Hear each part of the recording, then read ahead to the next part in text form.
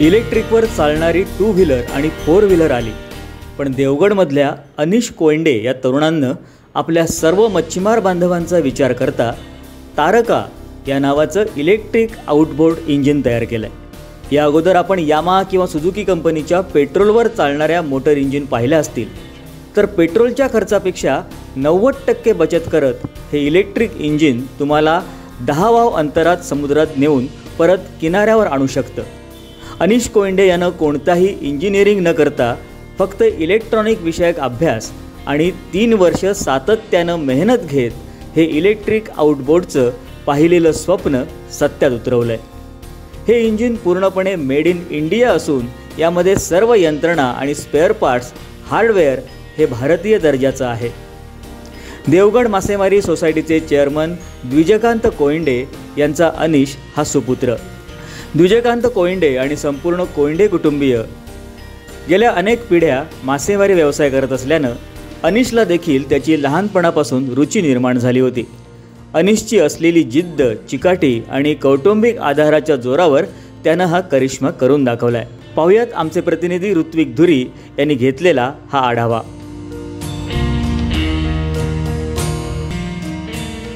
नमस्कार, मी ऋत्विक धुरी। तुम्ही पाहताय कोकणशाही चॅनल कोकणच्या समृद्धीचं। आपण आहोत भारतातील सर्वात सुरक्षित बंदर देवगड बंदरामध्ये आणि माझ्यासोबत आहे अनिश कोयंडे। अनिश, तुझं सर्वप्रथम स्वागत आहे। अनिश कोयंडे याने खूप वेगळा आविष्कार या ठिकाणी संपूर्ण देवगड आणि संपूर्ण महाराष्ट्र आणि भारतातलं पहिलं इलेक्ट्रिक आउटबोर्ड मशीन या ठिकाणी त्याने बनवलं आहे, ज्याच्यावर बोट चालू शकतात, इलेक्ट्रिक बोट।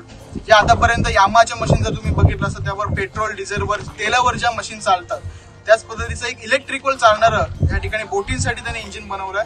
अनिश, काय सांगशील एकंदरीत तुझ्या इंजिन बद्दल आणि कशी ही प्रोसेस कशी होती, तुला किती वेळ लागला हा संपूर्ण आविष्कार करण्यासाठी?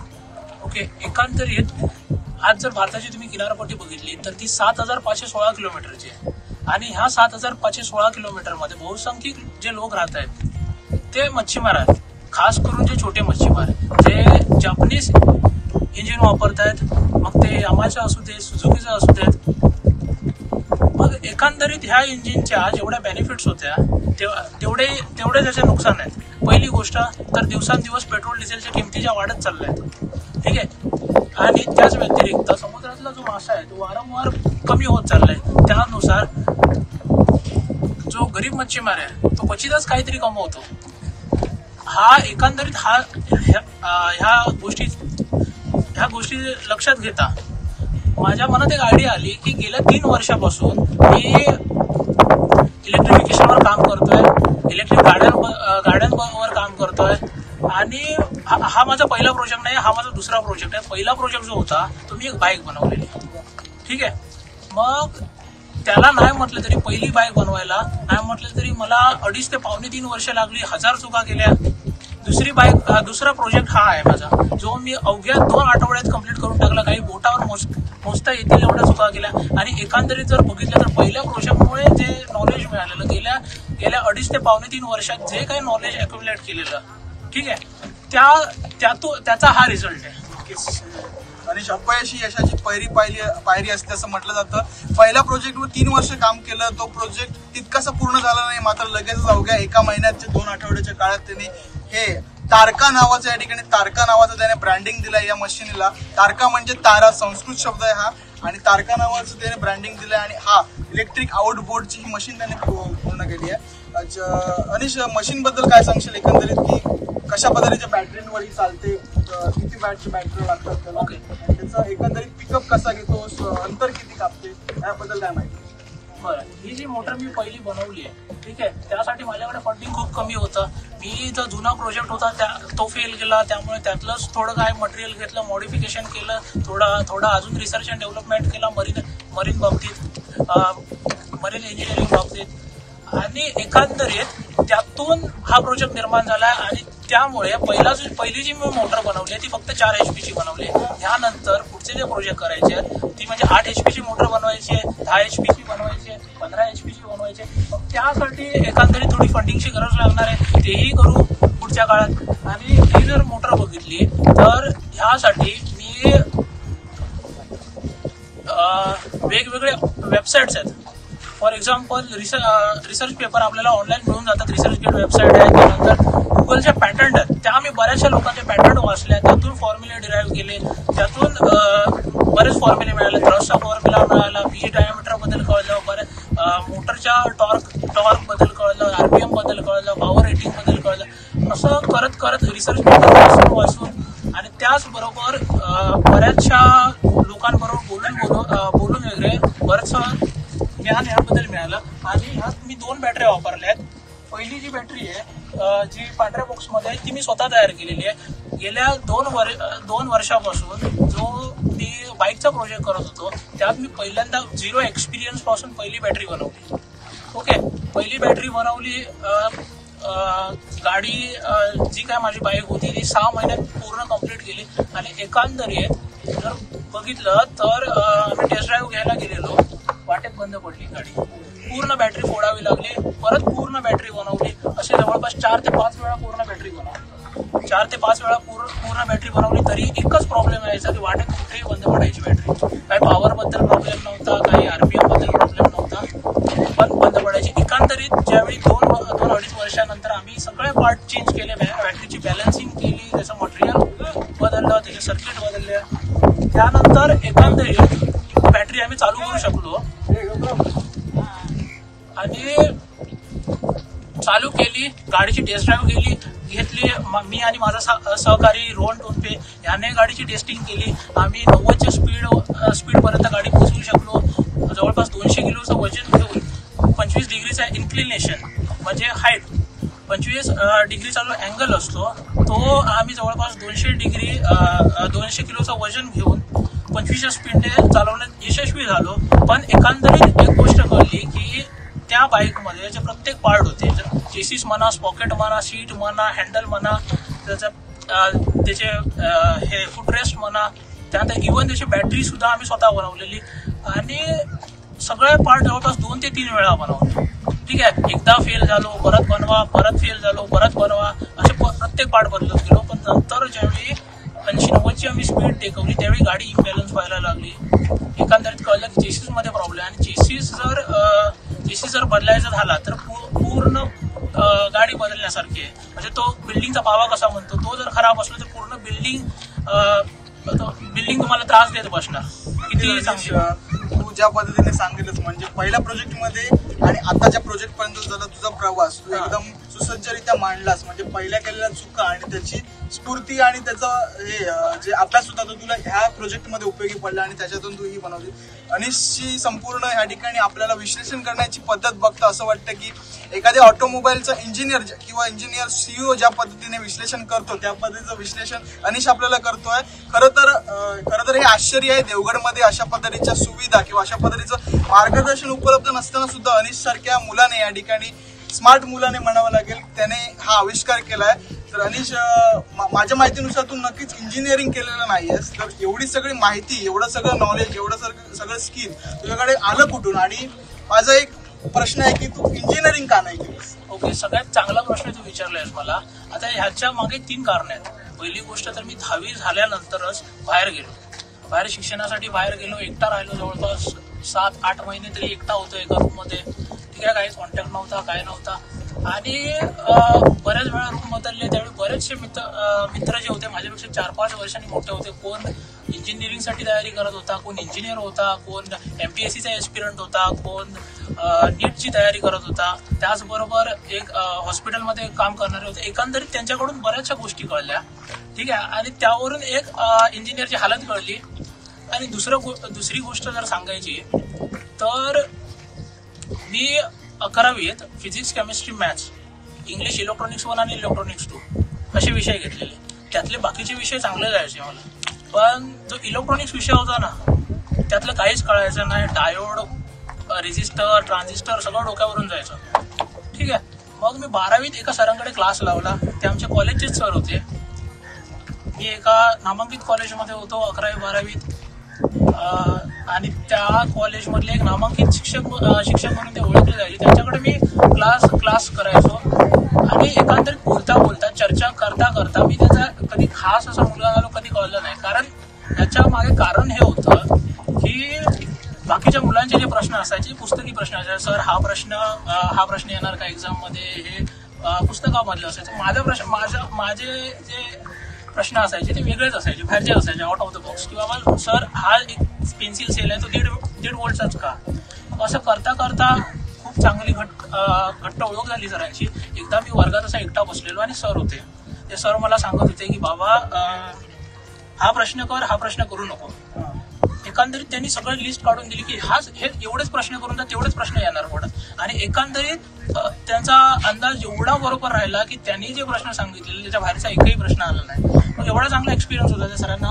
मग मी सरांना विचारलं, ज्यावेळी ते प्रश्न सांगत होते की हा करा आणि हा नको, त्यावेळी मी सरांना विचारलं की सर तुम्हाला एवढं ॲक्युरेटली कसं कळतं की हाच प्रश्न येणार आणि हाच प्रश्न आहे ना. मग सर बोलले, बाळा मी गेले 20 वर्षापासून इलेक्ट्रॉनिक्स शिकवतो. तुझा जन्म पण झाला नसेल, 2000 सालापासून मी इलेक्ट्रॉनिक्स शिकवतोय.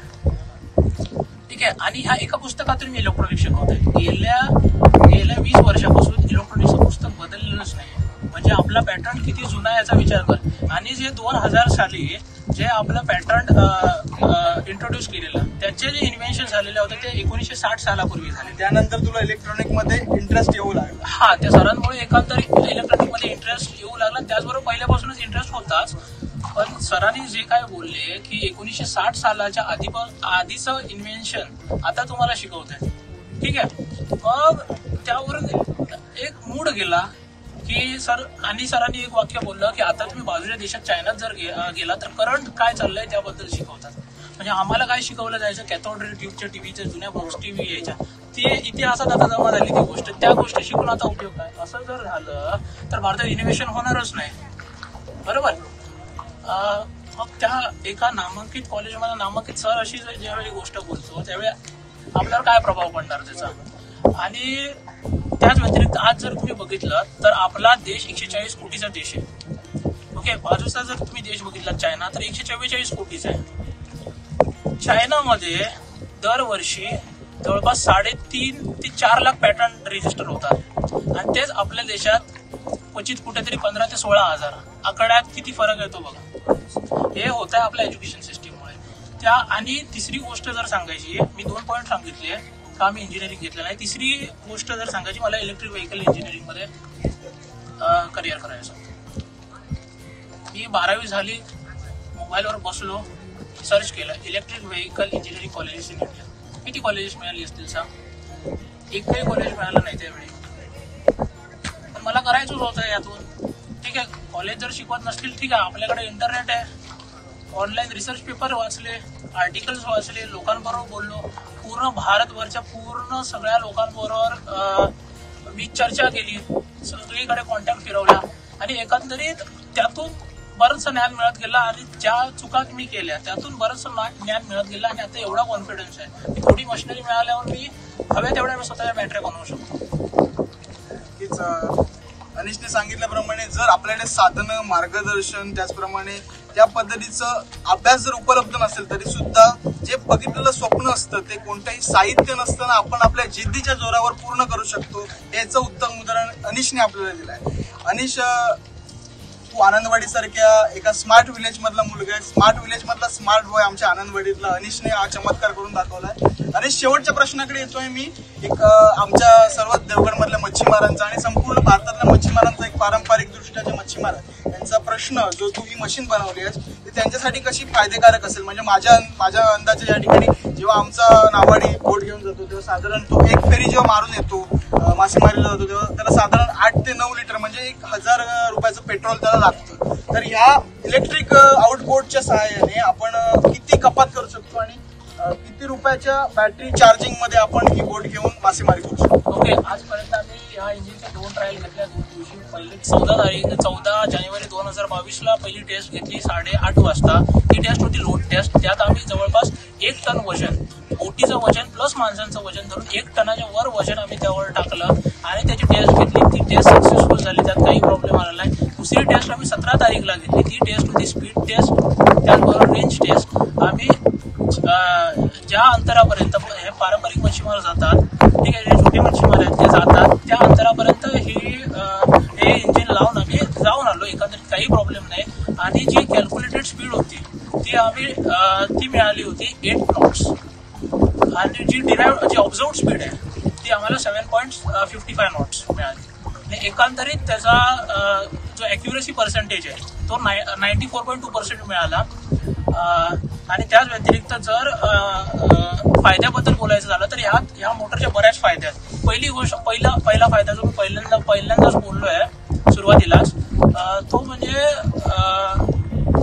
पेट्रोल डिझेलला एक पर्याय आहे हा. कारण आम्ही 10 वावापर्यंत जाऊन आलो. 10 वावापर्यंत जायला किमान तुमच्या खिशात 400 रुपये हवे. 3.5 लिटर पेट्रोल लागते. हो, 400 रुपये तर हवेच जाऊन यायला. आणि तेच आम्ही एका बॅटरीत जाऊन आलो. सव्वा बॅटरीला एकूण चार्जिंग साठी किती खर्च येईल? म्हणजे आता जर समजा पेट्रोलने आपण जातो 450 रुपयात, तर त्या बॅटरीने आपण किती रुपयात जाऊ 10 वावा? माझ्या दोन्ही बॅटरी जे आहेत ना ते एकत्र केले तर 72 वोल्ट 72 एम्पियर. ते 72 वोल्ट 72 एम्पियर म्हणजे जवळपास 6 किलोवॅट धरून चालूया 6 युनिट. 6 युनिटचा जवळपास खर्च येतो आपल्याकडे 42 रुपये. म्हणजे 42 रुपयात तुम्ही आरामात 10% या ठिकाणी बचत होणार आहे मासेमारी सगळ्या पारंपरिक मच्छीमारांची. ज्या ठिकाणी 400 रुपये लागतात त्या ठिकाणी 42 रुपयात अवघ्या आपण बॅटरी चार्ज करून 10 वावामध्ये बोट घेऊन जाऊ शकतो. नक्की अनिश. हो, आणि त्याचबरोबर जर उद्या तुम्ही सोलार लावली, त्यावर सोलार सिस्टीम केली तर एकंदरीत जो पहिला खर्च आहे तेवढाच तुमचा खर्च होणार. त्यानंतर जी काही सेव्हिंग असेल ती पूर्णपणे जो नंतरचा खर्च आहे तो झिरोवर येऊन राहणार आणि ती पूर्ण तुमची बचत होणार. की त्या ठिकाणी पेट्रोलची तर आपण बचत केली आणि याच्या पुढे जाऊन अनिशने असा विचार केलाय की आपण वीज सुद्धा कशाला वापरूया, विजेची सुद्धा या ठिकाणी बचत करून अगदी सोलर पॅनल बसून सौर ऊर्जा या ठिकाणी खर्च करून त्यातून आपण ऊर्जा निर्माण करू शकतो. असं सुद्धा त्याने याचं पुढे प्लॅनिंग आहे. अनिश, तू असंच खूप मोठा व अशीच आविष्कार करत राहा. तुझ्याकडून खूप अपेक्षा अजून वाढतील आता सर्वांच्या. आमच्या आनंदवाडी गावातला हा सुपुत्र अनिश कोयंडे यांनी हा आविष्कार करून दाखवलाय आणि तारका या इलेक्ट्रिक आउट बोर्डची त्याने शोध लावलाय. तर नक्कीच त्याला खूप खूप शुभेच्छा. आणि त्याचबरोबर एक गोष्ट सांगू इच्छितो की ह्यात आम्ही एक टेक्नॉलॉजी वापरली आहे जी सॉफ्टवेअर बेस्ड टेक्नॉलॉजी आहे. ओके, त्यात आपण लॅपटॉप किंवा कॉम्प्युटरला कनेक्ट करून जसं हवं तसं आपण जे फंक्शन्स आहेत ते परफॉर्म करू शकतो. त्याबद्दल मी एकंदरीत कॉम्प्युटरवरून आपण ऑपरेट करू शकतो. हा, कॉम्प्युटरवरून आपण आपल्याला जशा फंक्शन्स हव्या तशा आपण ऑपरेट करू शकतो. आणि ही जी टेक्नॉलॉजी आहे ती आजपर्यंत कोणत्याच जगात आउटपुटमध्ये नाही. ही पहिली आहे आणि याचं पॅटर्न कोणाकडे नाही. जोपर्यंत याचं पूर्ण पॅटर्न होत नाही तोपर्यंत पूर्णपणे मी याबद्दल सांगू शकत नाही. एकदा पॅटर्न झालं की नक्कीच याबद्दल सांगतो. म्हणजे मॉनिटरच्या सहाय्याने सुद्धा आपण या बोर्डचे कंट्रोल्स आपल्या हाताळू शकतो. आपण अगदी धक्क्यावर किंवा किनाऱ्याला बसून या बोर्डचे कंट्रोल्स आपण हाताळू शकतो. आणि त्या पद्धतीचं डिझाईन त्याच्या डोक्यामध्ये आणि त्याच्या मनामध्ये रेडी आहे. तर नक्कीच ज्या मोठमोठ्या कंपन्या असतील या ठिकाणी इलेक्ट्रिक कंपन्या किंवा ऑटोमोबाईल कंपन्या ते नक्कीच अनिश तुझ्यापर्यंत पोहोचाव्यात अशी आमची सर्व देवगडवासियांची इच्छा आहे. अनिश, तुला खूप खूप शुभेच्छा आणि अशा पद्धतीचे आविष्कार आणि तुझी ही वाटचाल अशीच चालत राहू दे. तुला खूप खूप शुभेच्छा. कोकणशाहीकडून शुभेच्छा आणि संपूर्ण देवगडवासियांकडून शुभेच्छा. धन्यवाद. तर हा होता अनिश कोयंडे आणि याने केला हा चमत्कार तारका इलेक्ट्रिक आउट बोर्डचा. तर पाहूया कशा पद्धतीने अनिश पुढची वाटचाल करतो. मी ऋत्विक धुरी, कोकणशाही, देवगड. असे नवनवीन व्हिडिओ पाहण्यासाठी कोकणशाहीचं यूट्यूब चॅनल सबस्क्राईब करा व बेल बटन प्रेस करा. तसेच फेसबुक पेज लाईक करा आणि इंस्टाग्राम पेज व ट्विटर पेजला फॉलो करायला विसरू नका.